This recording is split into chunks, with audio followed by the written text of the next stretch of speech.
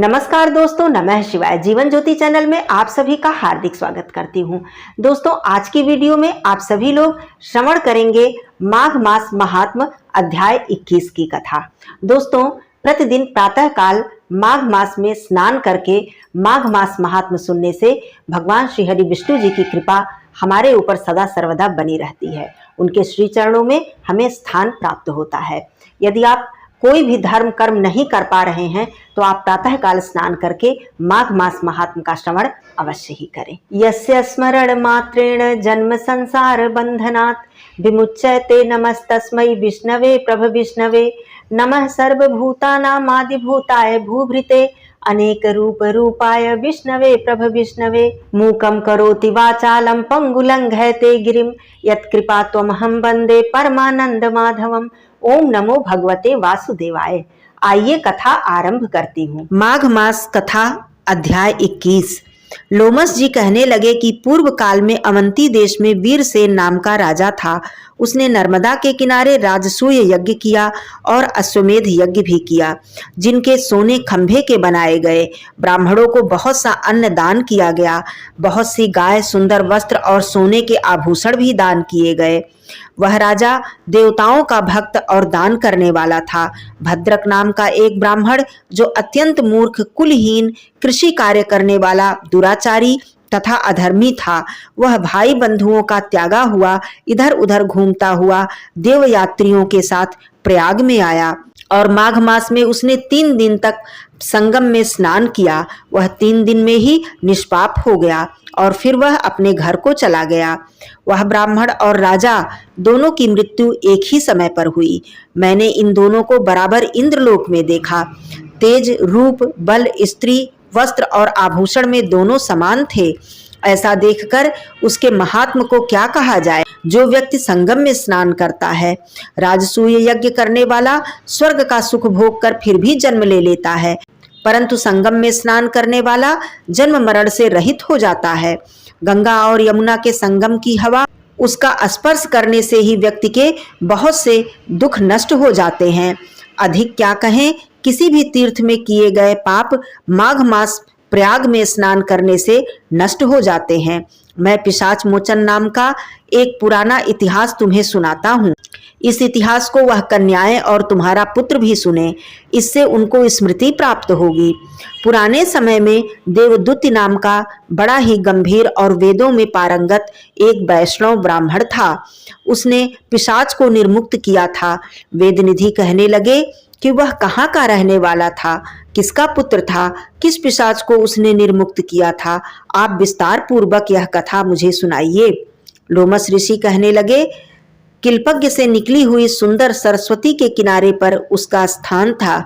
जंगल के बीच में पुण्य जल वाली सरस्वती बहती थी। वन में अनेक प्रकार के पशु भी विचरते थे। उस ब्राह्मण के श्राप के भय से पवन भी बहुत सुंदर चलती थी और वन चैत्र रथ के समान था। उस जगह धर्मात्मा देवदूत्य रहता था। उसके पिता का नाम सुमित्र था और वह लक्ष्मी के वरदान से उत्पन्न हुआ था। वह सदैव आत्मा को स्थिर रखता था। गर्मी में अपने नेत्र सूर्य की तरफ रखता था। वर्षा में खुली जगह पर तपस्या करता था। हेमंत ऋतु में सारस्वत सरोवर में बैठता और त्रिकाल संध्या करता। जितेंद्रिय और सत्यवादी भी था। अपने आप गिरे हुए फल और पत्तियों का भोजन करता था। उसका शरीर सूख कर हड्डियों का ढांचा मात्र रह गई थी। इस प्रकार उसको तप करते हुए वहां पर हजारों वर्ष बीत गए थे। तप के प्रभाव से उसका शरीर अग्नि के समान प्रज्वलित था। भगवान विष्णु की प्रसन्नता के लिए वह सब कर्म करता था। दधीची ऋषि के वरदान से ही वह श्रेष्ठ वैष्णव हुआ था। एक समय उस ब्राह्मण ने वैशाख महीने की एकादशी को श्रीहरि की पूजा करके उनकी सुंदर स्तुति और विनती की। उनकी विनती सुनकर भगवान उसी समय गरुड़ पर चढ़कर उनके पास आए।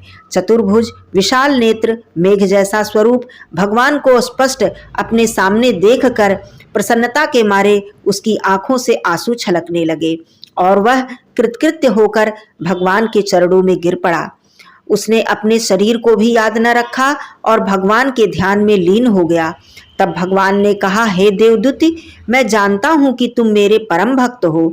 मैं तुमसे अत्यंत प्रसन्न हूं। तुम वर मांगो। इस प्रकार भगवान के वचन सुनकर प्रेम के मारे लड़खड़ाती हुई वाणी में वह कहने लगा, हे देवाधिदेव, अपनी माया से शरीर धारण करने वाले, आपका दर्शन तो देवताओं को भी दुर्लभ है।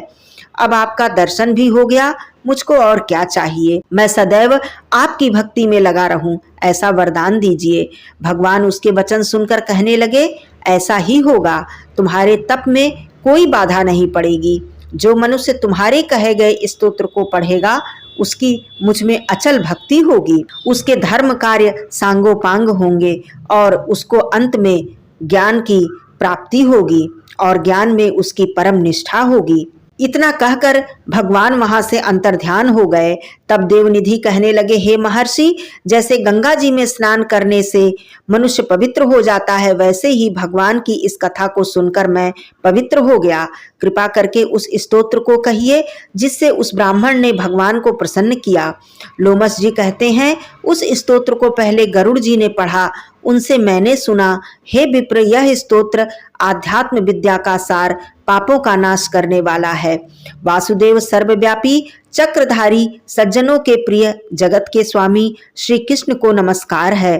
जब स्तुति करने वाला विचार करे कि सभी जगत विष्णुमय है, तो किसकी स्तुति की जाए। जब भगवान के श्वास वेद हैं, तो फिर कौन सी स्तुति उनकी प्रसन्नता के लिए की जा सकती है। जिसको वेद नहीं जान सकते, न वाणी जान सकती है और न मन ही जान सकता है, तो उसकी स्तुति में अज्ञानी क्या कर सकता है। सारा चर अचर संसार जिसकी माया से चक्र की तरह घूम रहा है, इसी से हे प्रभु आप चक्रधारी कहलाते हो। ब्रह्मा विष्णु आप ही हो। सारे संसार को उत्पन्न करने वाले ब्रह्मा को भी आपने ही उत्पन्न किया है। जब जीव शरीर को धारण करता है, तब उसमें ज्ञान उत्पन्न होता है। आप सब सुखों के दाता हो, इसमें कोई संदेह नहीं है।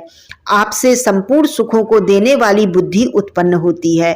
आप ही 5 कर्मेंद्रियां, 5 महाभूत तथा मन के विविध भाव हो। ब्रह्मा विष्णु रुद्र की कल्पना से आप संसार की कल्पना इसी प्रकार करते हो जैसे पिता पुत्री की। कवियों में जो रूप शोभा देता है, उस निर्गुण विष्णु भगवान को मैं नमस्कार करता हूँ। जिसमें ज्ञान रखने से श्रुतियों में कहे हुए कर्म को लोग करते हैं, उस पर ब्रह्म को मैं नमस्कार करता हूँ। मैं उस सत रूप श्री हरि को, जिसको योगी लोग सब प्राणियों में आत्म रूप देखते हैं तथा उपासना करते हैं, जिसको अद्वैत कहते हुए गाते हैं और यज्ञ करते हैं, उस माधव भगवान को मैं नमस्कार करता हूँ। मनुष्यों को माया तथा मोह में पैदा हुए विचित्र आभास, अहंकार तथा ममता को जानकर खो देते हैं, उन भगवान को मैं नमस्कार करता हूँ। संसार में मनुष्यों के मोह रूपी वायु से सदा भभकने वाली ज्वाला आपके चरण कमल की छाया पहुंचने से नहीं जलाती, जिसके स्मरण मात्र से मोह, अज्ञान, रोग, दुख दूर हो जाते हैं।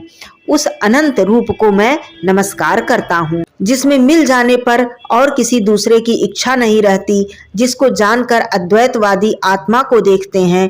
यदि विष्णु शब्द का अर्थ और उसके विषय का ज्ञान एक ही होता, तो इस सत्य से हे माधव, इस संसार की माया में फंसकर तेरे ही ध्यान में रत रहता। इस वेदांत दर्शन में भगवान सारे संसार में व्याप्त हैं, तो इसी सत्य से भगवान में भरी निर्विघ्न भक्ति हो। जो बीज नहीं है तो भी बिना बीज के स्वयं विद्यमान है, सो वह विष्णु भगवान रूपी रंग से हमारे बीज के टुकड़े टुकड़े को जो सृष्टि, स्थिति तथा लय के लिए ब्रह्मा विष्णु महेश 3 रूप धारण करते हैं और कार्य में सत, रज और तम इन तीनों गुणों में विद्यमान है, वह भगवान मुझ पर प्रसन्न हो। जो प्राणियों में हृदय रूपी मंदिर में निर्मल देव वास करते हैं, वह भगवान मुझ पर प्रसन्न हो। जो अविद्यापूर्ण संसार का त्याग करता है, जगन्मय आप हो। आपका बनाया हुआ विश्व आनंद करता है, आपके त्याग करने पर अपवित्र हो जाता है, उसका साथ करने पर भी तुम बिना साथ के बने रहते हो। विकार रहित, जिनके चारवाक पंचभूत योग से पैदा हुआ चैतन्य मानते हुए उपासना करते हैं। जैन लोग आपको शरीर का परिणाम मानते हैं और सांख्यवादी तुम्ही को प्रकृति से परे पुरुष मानकर ध्यान करते हैं। जन्म इत्यादि से रहित चैतन्य रूप सदा आनंद स्वरूप उपनिषद जिसकी महिमा गाते हैं, आकाश आदि 5 महाभूत देह, मन, बुद्धि, इंद्रियां सब कुछ तुम ही हो। तुमसे अलग और कुछ भी नहीं है। तुम ही सब प्राणियों को उत्पन्न करने वाले हो और मुझको शरण देने वाले हो। तुम अग्नि, रवि, इंद्र, होम, मंत्र, क्रिया तथा फल सब तुम ही हो। कर्म के फल देने वाले बैकुंठ में तुम्हारे सिवा और कोई नहीं है। मैं तुम्हारी शरण में हूँ। सब प्राणियों के हेतु तथा उनको शरण देने वाले तुम ही हो। जैसे युवा पुरुष की युवती में और युवती की युवा में प्रीति होती है, वैसी मेरी प्रीति तुम में है। जो पापी भी आपको प्रणाम करता है उसको यमदूत ऐसे नहीं देखते जैसे उल्लू सूर्य को। प्रत्येक पाप मनुष्य को उस समय तक सुख नहीं देते जब तक वह आपके चरण कमलों का सहारा नहीं लेता। जिसको गुण, जाति तथा धर्म का स्पर्श नहीं कर सकता तथा गतियां भी स्पर्श नहीं करती, जो इंद्रियों के वशीभूत नहीं हैं, जिनका बड़े बड़े मुनि लोग साक्षात्कार नहीं कर सकते, मैं उन भगवान को नमस्कार करता हूँ। जितने ज्ञान रूपी सुंदर गुण हैं, जिन्होंने सुख स्वरूप मोक्ष रूपी लक्ष्मी का आलिंगन किया, जिन्होंने आत्म स्वरूप सुख भोगा है और जिन्होंने ध्यान रूप से मृत्यु को वश में कर लिया है, ऐसे मुनियों से सेवित भगवान को नमस्कार है। जो जन्मादि से अलग हैं, जिनको काम क्रोध आदि दोष दुख नहीं देते, उन वासुदेव भगवान को मैं नमस्कार करता हूँ।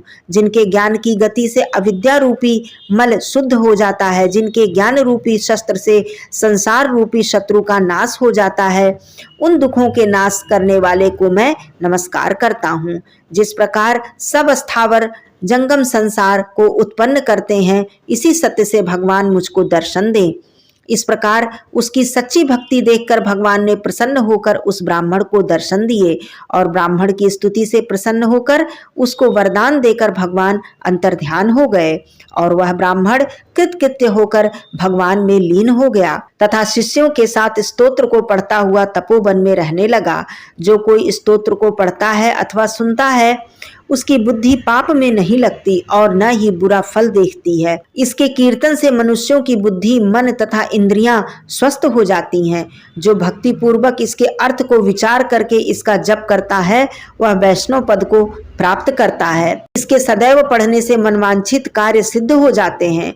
मनुष्य सुपुत्र पाता है तथा धन, पराक्रम और चिरायु प्राप्त करता है। इसके पाठ से बुद्धि, धन, यश, कीर्ति तथा ज्ञान और धर्म बढ़ते हैं। दुष्ट ग्रहों की शांति होती है। यह व्याधियों व अनिष्टों को दूर करता है, दुर्गति से तारता है।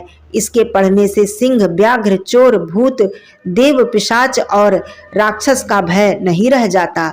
जो भगवान का पूजन करके इस स्तोत्र को पढ़ता है, वह पापों से ऐसे ही अलग रहता है जैसे जल पंख से कमल। जो इस स्तोत्र को 1 काल, 2 काल अथवा 3 काल पढ़ता है, वह अक्षय फल प्राप्त करता है। जो मनुष्य प्रातः काल इस स्तोत्र का पाठ करता है, वह इस लोक और परलोक में अक्षय सुख पाता है। वेद दूती का बनाया हुआ यह स्तोत्र भगवान को अत्यंत प्रिय है और भगवान का दर्शन कराने वाला है। योग सागर नाम का यह स्तोत्र परम पवित्र है। जो कोई भक्ति पूर्वक इसको पढ़ता है, वह विष्णु लोक को जाता है। अब पिशाच मोक्ष की कथा कहते हैं। इससे आगे की कथा आप सभी लोग अगले अध्याय में श्रवण करेंगे। बोलिए श्री हरि विष्णु भगवान की जय। बोलिए देवाधिदेव महादेव की जय। धन्यवाद दोस्तों। नमः शिवाय। हर हर महादेव।